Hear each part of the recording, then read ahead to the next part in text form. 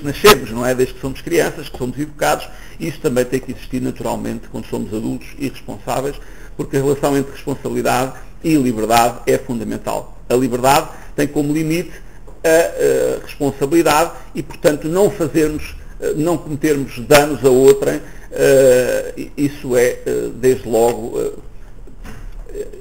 garantido se pudermos depois, de facto, também punir. Ou seja, também nessa relação justiça-segurança não devemos evitar a punição, devemos tê-la como última ratio, é certo, mas não tão última que faça desaparecer essa mesma ideia de punição em si. Ou seja, é importante reinserir, é importante dar uma segunda oportunidade, mas também é importante vincar que quem se afasta do bem e comete um mal também deve ser objeto de uma punição, porque essa é a consequência que a sociedade dá a quem o faz.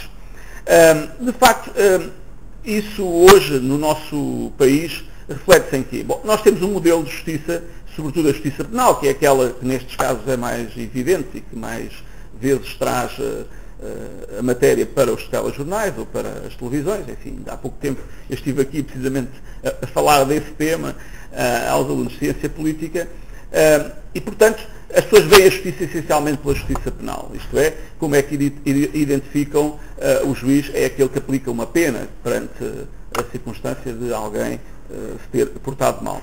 É verdade que a justiça não é só isso, a justiça também é uma justiça reparadora na vida social, na vida económica, enfim, na vida familiar, enfim, há muitos domínios da justiça que não são apenas redutíveis à área penal. Mas é, essencialmente, como vimos hoje pelas intervenções, isso que mais preocupa porque é, digamos, o cerne da questão. Agora, nós temos um modelo agora que assenta basicamente do que eu chamo uma disfunção. Ou seja, nós estamos, como acontece muitas vezes nas organizações, a fazer as coisas no sítio errado. Ou seja, nós hoje temos em muitas circunstâncias forças de segurança que já são essencialmente órgãos de investigação criminal. Nós temos temos uma polícia especializada em investigação criminal e que teve até 2000 o monopólio dessa investigação, que é a Polícia Judiciária, que em muitas circunstâncias já também repete o modelo do Ministério Público, agora sem ter o Ministério Público lá dentro como no passado, ou sem uma relação tão forte com o Ministério Público, porque as chefias da Polícia Judiciária, até como disse o Dr. Fernando Negrão, e conhece bem a casa, foram durante muito tempo sempre magistrados, aos mais diversos níveis, quer da magistratura, enfim, normalmente seria um magistrado judicial, um juiz a dirigir, mas depois, noutros escalões, havia a presença do Ministério Público. E temos o Ministério Público, subindo, não é? Temos o Ministério Público que repete os comportamentos da magistratura judicial e que se porta muitas vezes como se fosse, de facto, uma magistratura judicial, ou seja, com um grau de autonomia e já uma proximidade à independência que caracteriza o Poder Judicial, que também cria uma disfunção. Ao ponto de depois termos no cume disto a seguinte ideia que o cidadão comum, e porventura mesmo os mais jovens também já têm. Ou seja, de que é que falamos quando falamos de justiça em Portugal? Ora, as pessoas identificam a justiça em Portugal com o Ministério Público, ou seja, com uma parte, com alguém que tem a função de coordenar a investigação e de dirigir a investigação e depois de acusar. Enfim, para além de outras competências que o Ministério Público ainda tem, mas que até são competências mais próximas de uma Constituição de 73, da última Constituição soviética, nomeadamente a ideia de que o Ministério Público existe para defender a legalidade democrática, não é? Que é uma expressão que, como sabem, está na nossa Constituição e que era uma expressão da Constituição de 73 da antiga União Soviética. E porquê? Porque precisamente lá está, o Ministério Público em Portugal também se desfocou um pouco da ideia de que é o garante da ação penal e aqui aparece com uma distância tão grande na aplicação da lei, que parece que aplica a lei como os juízes, não é?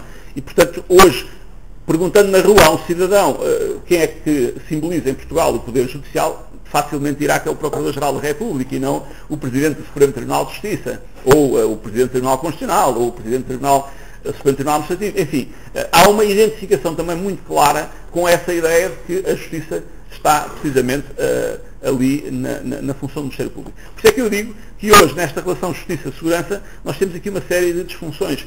Ninguém está bem a fazer aquilo que gostaria de estar a fazer. As pessoas estão sempre a posicionar-se no outro patamar. Ao ponto, por exemplo, da Polícia Judiciária, enfim, com a necessidade hoje da existência de uma licenciatura para se entrar na Polícia Judiciária, enfim.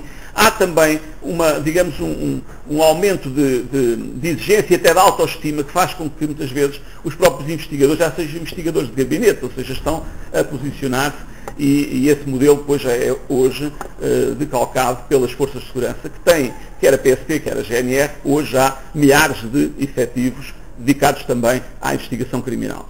E, portanto, é um modelo que tem essas disfuncionalidades. Depois, também se reflete claramente tudo isso nesta dualidade. Ela já foi explicada historicamente, porque é que temos, digamos,